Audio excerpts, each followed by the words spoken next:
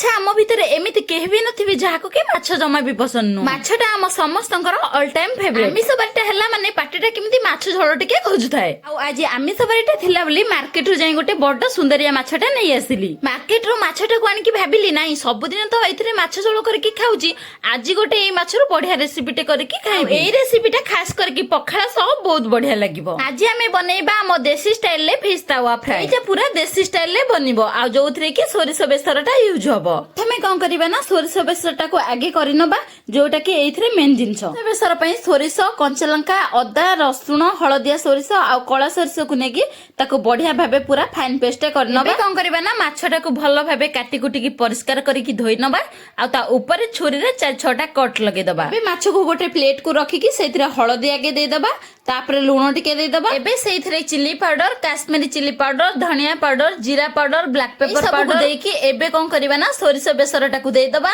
ଆଉ ତା ଉପରେ ଟିକେ ଲେମ୍ବୁଟାକୁ ଚିପୁଡି ଦବା।